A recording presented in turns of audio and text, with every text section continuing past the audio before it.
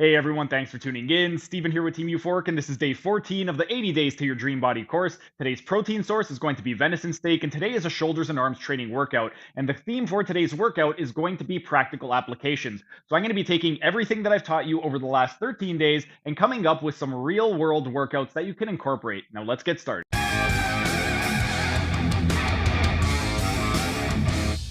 And while we're resting, let's continue on with the practical applications. And let's say you have somebody who's an MMA fighter and their main goal is to improve their relative strength. So they don't want to gain any weight, they just want to get stronger relative to their body weight. They have 2 days to train, but they have 2 hours allocated toward training.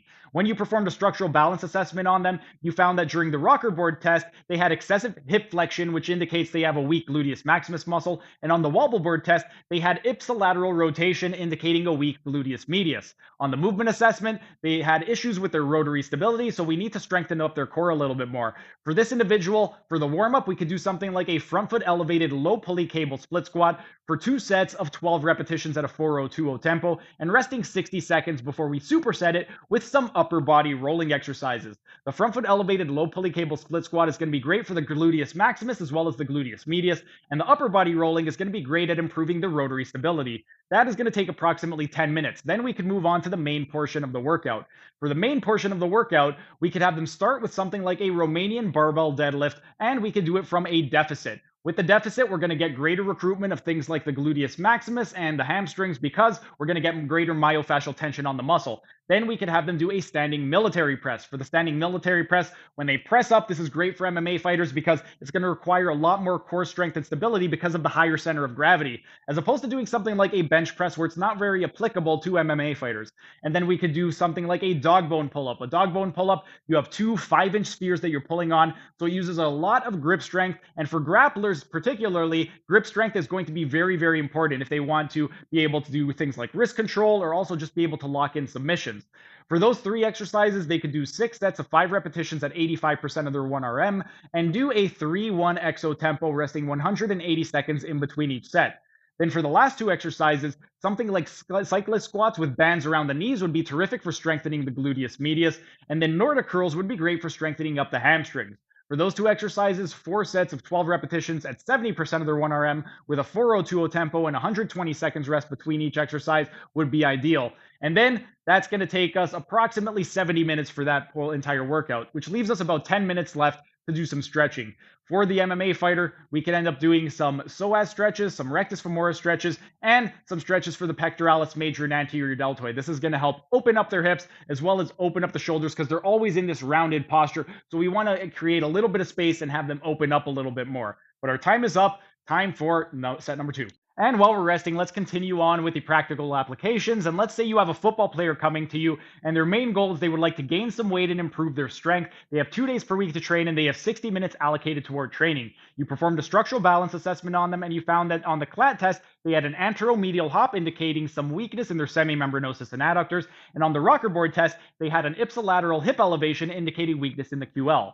On the movement assessment, they had a positive active straight leg raise test and shoulder mobility test, indicating restrictions in the hips and shoulders. For this individual, you could start out with some warm-up and do some mobilization exercises for the hips and shoulders. You could start out with a single leg raise for 20 repetitions on each side and a shoulder mobility drill. That's going to take about 10 minutes.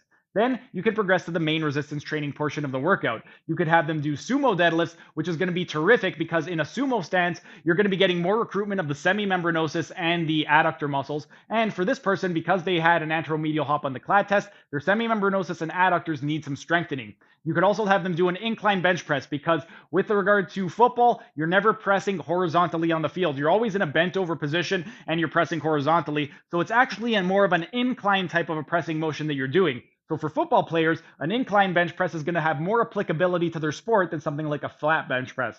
And then we would also want to strengthen the back because if you have a weak back, that's going to limit your pushing power as well. So we could do a bent over barbell row to finish off the main portion of the workout. And if we do something like 5 sets of 8 repetitions at 75% of their 1RM with a 3-2 exo tempo and rest 120 seconds, that's going to be ideal for this person's goal of increasing their strength and size. Then we could do some accessory work too. In terms of the accessory work, we could have them do some walking lunges. The walking lunges are going to be great for improving the hip, knee, and ankle biomechanics. And we could have them do a farmer's carry. Remember, on the rocker board test, they had an ipsilateral hip elevation, which means weakness in their quadratus lumborum, and farmer's carries are terrific for the quadratus lumborum. You would just want to make sure you're doing one hand at a time, not two. But you could do 4 sets of 12 repetitions at 70% of their 1RM with a 2:01:0 tempo and 90 seconds rest. That's for the walking lunges. And for the farmer's carry, they could do 50 meters on each hand. That leaves us with about 10 minutes to do some stretching. For the stretching, they're always going to be in this hunched over position, football players, and they're going to be rounded in the shoulders. So we would want to open up the hips and shoulders, do something like a myofascial stretching exercise for the psoas major, the rectus femoris, the pectoralis major, and the anterior deltoid. But our rest is up. Time for set number 3. And while we're resting, let's continue with our practical applications. And let's say you have a teen basketball player coming to you and they're a little bit undersized. So their main goal is they would like to gain some muscle so they can't get pushed around quite as easily on the court. They have 3 days to train and 45 minutes allocated to each training session. On the structural balance assessment, you found weakness in their lateral rotators and their scapular retractors. And on the CLAT test, they had a valgus knee and they had some lateral trunk flexion, indicating some weakness in the vastus medialis obliquus and the quadratus lumborum. When you performed a muscle fiber dominance test, you found that they were predominantly an intermediate twitch dominant athlete. And on the movement assessment, they had a little bit of trouble with their overhead squat. However, that went away when you placed an elevation underneath their heels. For this individual, for the warm-up, you could do something like a dumbbell external rotation elbow on knee. You could do a 45-degree prone dumbbell trap 3 raise, and you could do a dumbbell Poliquin step up. The dumbbell external rotation elbow on knee is going to be great for strengthening the lateral rotator of the shoulder. The 45-degree prone dumbbell trap 3 raise is going to be great for strengthening the scapular retractors and depressors. And the dumbbell Poliquin step up is going to be great for strengthening the vastus medialis obliquus. For each of those, you would perform 2 sets of 12 repetitions. Then we would move on to the main portion of the workout. We could start with a heel elevated dumbbell goblet squat with bands around the knees. By placing the heels together, toes out, that's going to help strengthen the vastus medialis obliquus. And by placing a band around the knees and pressing out with the knees, that's going to help to strengthen the gluteus medius muscle. Then, to help with the quadratus lumborum, we can do some crack pressing. Crack pressing is when you line up your nose with the crack of a mirror and you want to press without deviating from that crack. The reason this is going to be great for strengthening the quadratus lumborum is because when you have the weight in one hand, the weight wants to pull you this way, so you're going to have to activate the quadratus lumborum on the opposite side to maintain an upright posture. And then we can do some high pulley face pulls to help with the scapular retractors and depressors. For each of these, we're going to do 4 sets of 12 repetitions at 70% of their 1RM for a 4:02:0 tempo and resting 90 seconds in between each set. The warm-up should take about 15 minutes, and then this main portion of the workout should take about 30 minutes, so that's right in line with their 45 minutes that they have allocated toward their training. But our rest period is up. Time for set number 4. And while we're resting, let's continue with our practical applications. And let's say you have a marathon runner coming to you, and their main goal is they would like to improve their endurance and their strength. They have 3 days per week to train, and they have 90 minutes allocated to each training session. You performed a structural balance assessment on them, and on the CLAT test, you found that they had excessive hip flexion, indicating weakness in their gluteus maximus muscle, and an anterior hop, indicating weakness in their hamstrings. Also, on the wobble board test, they had excessive plantar flexion, indicating weakness in the gluteus maximus, and their shin was vertical, indicating weakness in their hamstrings. For this type of an individual, what we could do is 3 trisets. Trisets are going to be great for anybody looking to improve their endurance because we're going to be doing 3 exercises back to back to back without any rest before resting at the end of the triset. So it's going to be great for building up some endurance. The first exercise for this individual, we could do something like a Romanian barbell podium deadlift. Because they had weak glutes and hamstrings, a podium deadlift is going to be great because by increasing that extra range of motion and getting a little bit deeper into the exercise, we're going to create greater myofascial tension along the hamstrings and the gluteus maximus, and we're going to be able to get more strength and hypertrophy in the glutes and hamstrings. For the second exercise in the tricep, we can do something like a standing military press. For marathon runners, all of that pounding is going to take a huge, tremendous impact on the core, so they're going to need good core strength and stability. And whenever you do any type of overhead pressing, your center of gravity is a lot higher, which means you're going to require a lot more core strength and stability. And then we could finish off the tricep with some assisted chin-ups. This is just a great exercise to help do the pulling pattern because we've already done a hip hinging pattern, a pressing pattern, all that's left is a pull. Then for the second tricep, what we can do is a barbell back squat with band around the front of the hips. By placing the band around the front of the hips, they're going to have to use their glutes and hamstrings more to shift their hips forward. So this is going to be terrific for this particular individual. Then the second exercise in the second tricep could be something like a bent over barbell row. This is once again going to get a little bit more glute and hamstring activation because they have to maintain a static position, which is going to strengthen their glutes and their hamstrings as they strengthen their back. And then we could finish off the second tricep with a flat dumbbell press. So we've got our squat, we've got our pull, and we've got our push.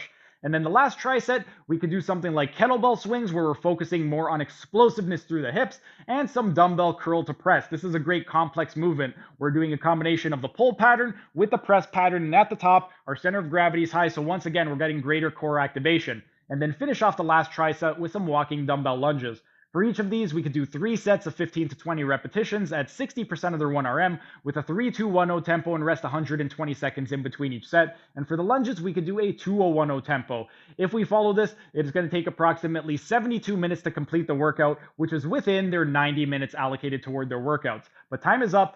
Time for set number 5.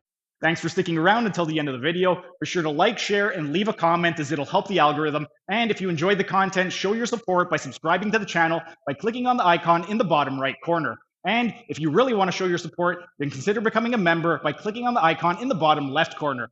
These new high-quality videos aren't cheap to edit, and the $5 membership will really help with the video editing budget. You'll also get access to a ton of exclusive perks like early access to videos and this program design lecture playlist in the top right-hand corner. And if you want to learn how to do a one-armed pull-up, then check out the playlist on the top left corner.